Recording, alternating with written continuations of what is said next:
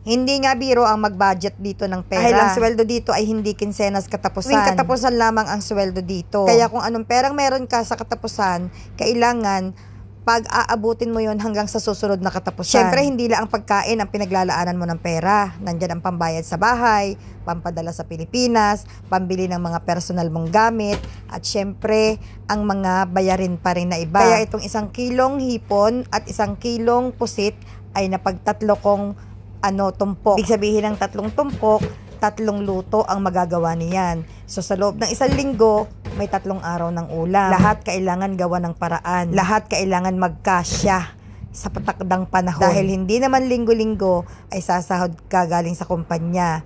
So iyan, tapos na ang 3 pusit at hipon naman ang ating isusunod. 1 kilong hipon din ang ating lilinisin.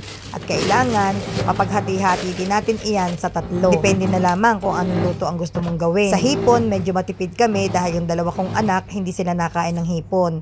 Dahil may allergy, grabe ang allergy ng panganay ko sa hipon, at yung bunso, takot na rin kumain. Kapag kung ano yung hindi kinakain ng ate, hindi rin niya kinakain, natakot na rin siya. Dahil magkapatid daw sila, baka daw may allergy na din siya. In short, kami mag-asawa lamang ang kakain ng hipon. Sa pusit naman, hindi rin sila kumakain ng pusit. So, yung pusit at hipon na iyan, kami mag-asawa lamang. Bukod yung pinamalengke ko para sa mga anak ko.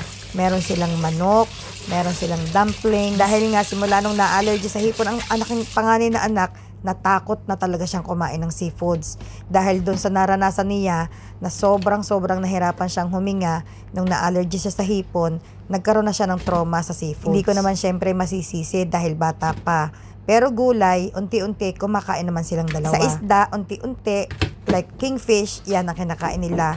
Dahil ayaw na nila may mga shells dahil nakakatakot nga daw. So iyan, pinagtatlo ko talagang tumpok ang hipon at saka ang pusit. Sa next week, alam ko aabot pa yan. Kaya sa next week, hindi na ulit ako mamamalengke. Yung dati kong weekly, naging every other week na lamang. Kailangan magtipid kami mag-asawa sa ulam. Dahil ang mga bata, masyadong magastos. Dahil ayaw nga nila ng seafoods kung ano-ano na lamang ang ino-order nila o pinapabili sa akin. Like tulad nga ngayon, bumili ako ng manok at saka dumplings.